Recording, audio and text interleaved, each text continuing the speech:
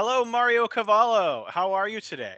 Jason, great to be back with you. I'm doing fine. Happy New Year 2023. You know Oh what? yeah, I It's forgot been, about that. yeah, well, uh, crazy, chaotic times all across the world. That was the case for 2022, even 2021, 20. It's going to continue in 2023. Yet somehow, so many people, including ourselves, my family, I'm happy to say, we're doing very well. And Hmm. I think it's going to be, I think 2023 in a lot of ways has enormous potential, despite all of the chaotic things that are happening. How about you? I feel like I went out on New Year's Eve here in Beijing, and I was very Mm, optimistic because there were tens of thousands of people out. And I actually don't think too. I mean, I know for a lot of people, 2022 wasn't the greatest year, but I thought there were some that's great right. things that happened. I feel optimistic that 2023 is going to be the best year yet out of the last three or four, and I'm Yeah. looking forward to a lot of positive change. Yeah, I think so as well, and it makes a lot of sense to have the positive view. Yet we have to be realistic, and there are some serious issues to think about. Speaking of which, if you recall, that's why we're talking. I called you earlier today, and I said, I got something on my mind that I noticed no one is yet talking about when it comes to the COVID narratives, when it comes to the China narratives. And I started researching this today. You sent me a couple of links on it, which I didn't read yet. But so I think it's fantastic that our conversation, I believe, is going to be the very first conversation that talks about this. May I mention what it is specifically? Absolutely. Well, here we go. There's a lot of things to talk about when it comes to COVID, the evolving of the variants, the fact that the current Omicron seems to be quite mild in terms of severity and death rate. The Chinese government's correct about that. Yet at the same time, there's some other issues going on, which is that number one, we have a mystery. COVID is surging through China at a rate and level which no other country ever experienced. And this is very hard to understand.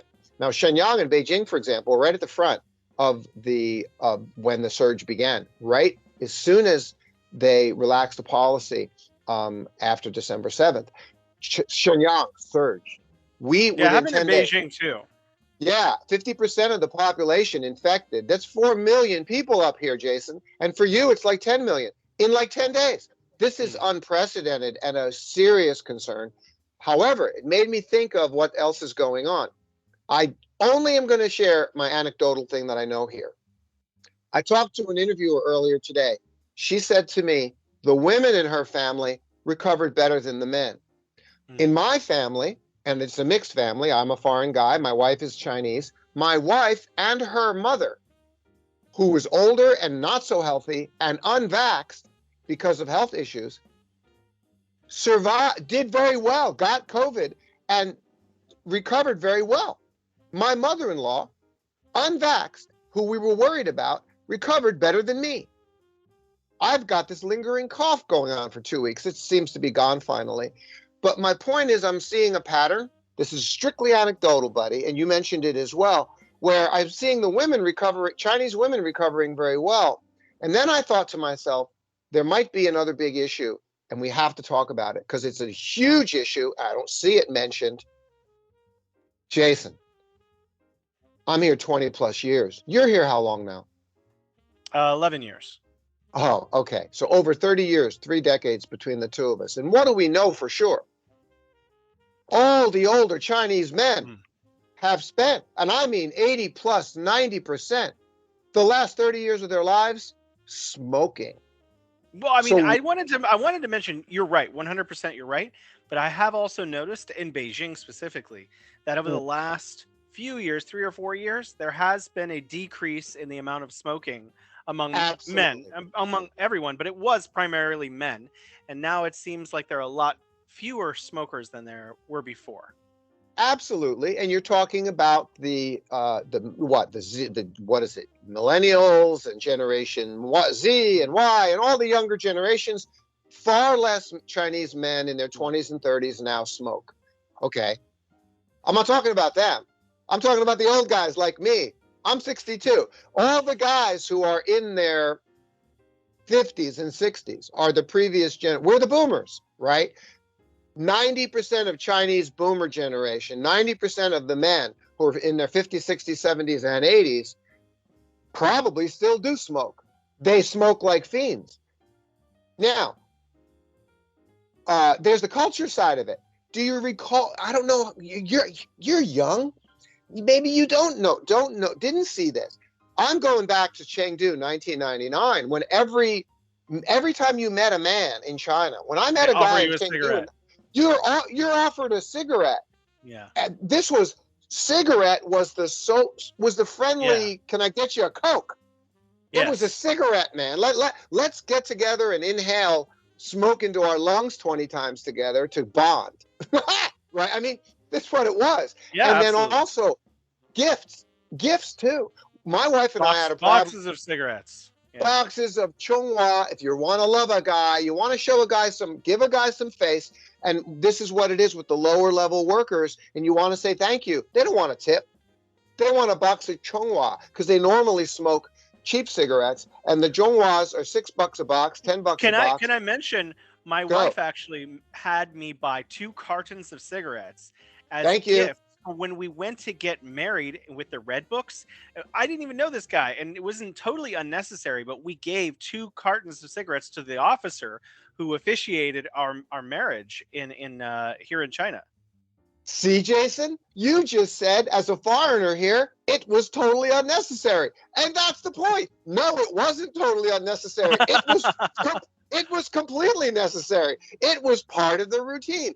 About 4 years ago, we were in Hangzhou before we moved here up to my wife's hometown, Shenyang, and we needed to get the car inspected.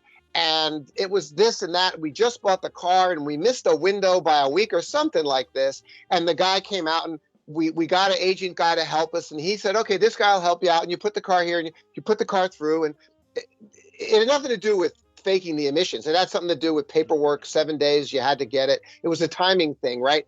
And the guy says, here's what you do. Like this. He's like, la.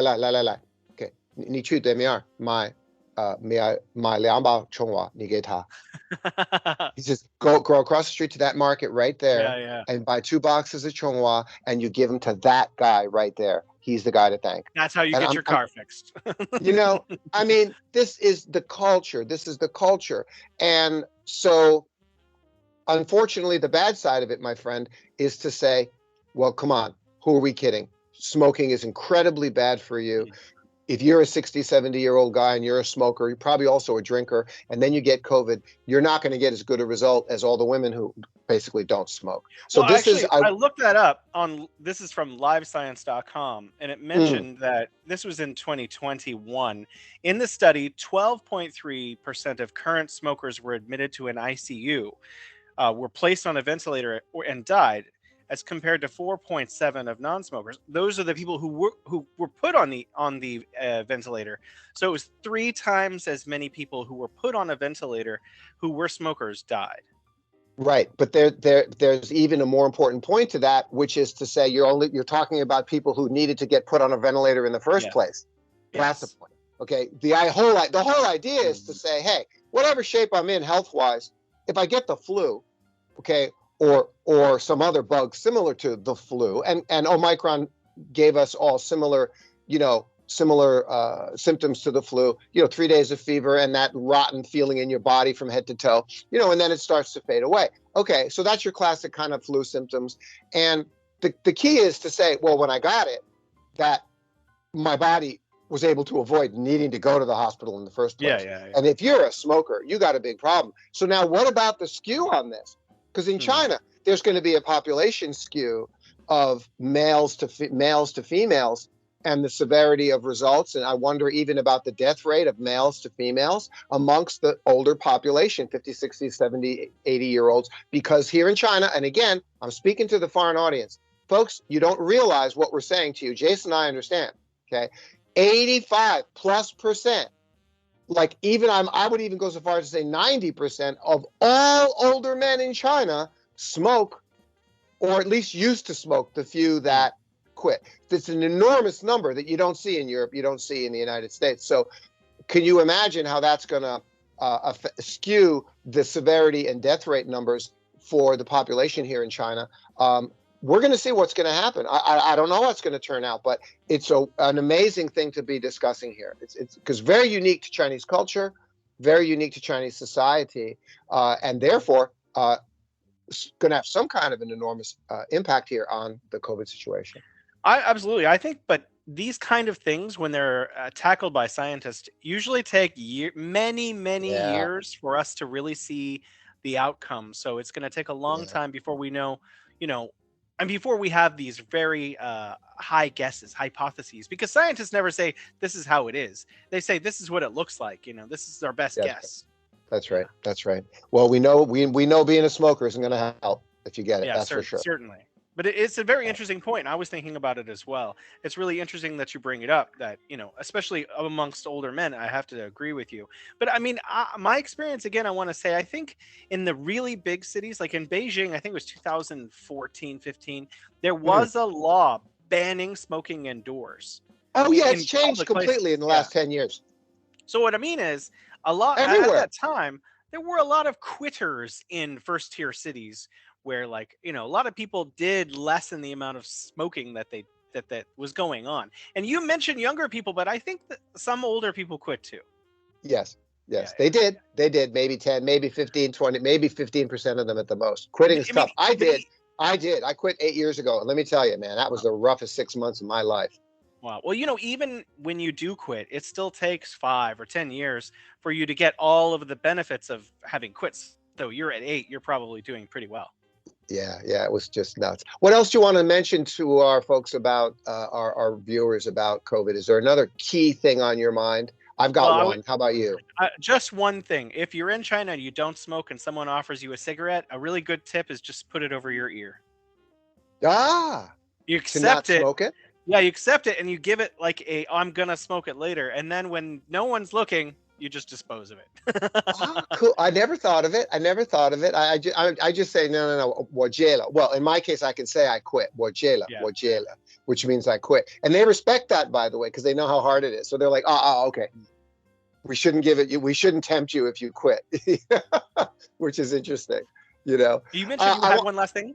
Yeah, one last thing I want to tell everyone. This is terrible. And again, Western voices will take every opportunity to demonize China. Don't let them do that. Okay, folks, you see videos about crematoriums being really, really busy. Okay, nobody failed in China. The Chinese government didn't fail. Zero COVID and the move out of zero COVID into letting a mild variant spread is an enormous success in China. You need to know that. Okay, it was the greatest humanitarian policy ever in our lifetimes. Saved millions of lives. Okay, so it's a great success. It's not a failure in China because you're seeing that there's funeral homes and crematoriums and hospitals busy. What you're seeing is an unexpected surge of cases where you have 8 million people in one city like where I live, Shenyang. Folks, nobody expected 50% of the population of a city like of 8 million people to get infected in 10 days. So no city has the capacity in their funeral homes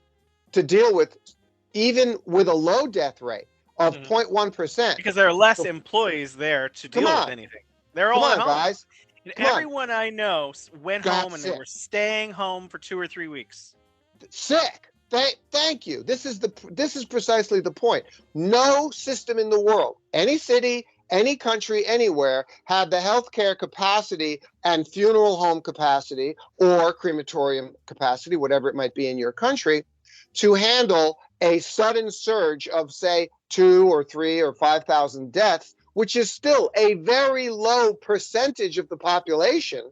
But no city ever dealt with 4 million flu cases all at the same time within 10 days, even at a low 0.1% death rate. And it's not even that high, by the way. You're talking about an extra sudden surge of 2,000 to 3,000 cases, deaths. Call your funeral home in your city and ask them how many cases they normally handle in a month. How many deaths they normally handle in a month. They'd probably say a dozen. Can you imagine if they had 10 employees and suddenly 6 or 7 of them are at home because the people who were sick at home, and then there were other people who were at home taking care of their sick husband, wife, grandma, whatever. So like Exactly. a lot of people Exactly. were just not in their workplace. Yes, So absolutely. could you all please understand that the normal funeral home and crematorium services in a city of 1 million or 2 million people might be able to handle what? I don't know. I'm guessing here. I'm sure you could Google it. A dozen deaths a week, it would be normal. And then if there would be a surge, there would be maybe 50 or 60, and the funeral home would go, whoa, hey, Mrs. Jones, we got 50 deaths this week instead of only a dozen. That's 4 times normal. Well, folks, here in China, that's not what happened. Here in China, what happened is like 1,000. Okay, so yes, there's no space, no capacity in the crematoriums and the funerals. That's not a reason to demonize China. That's not a reason to suggest that anybody failed. That's just a human tragedy, ladies and gentlemen. Think of it with your heart and your mind clearly, please. That's my Thank you. message. Thank you, Mario Cavallo, for your time. Yeah. Catch you later, Jason.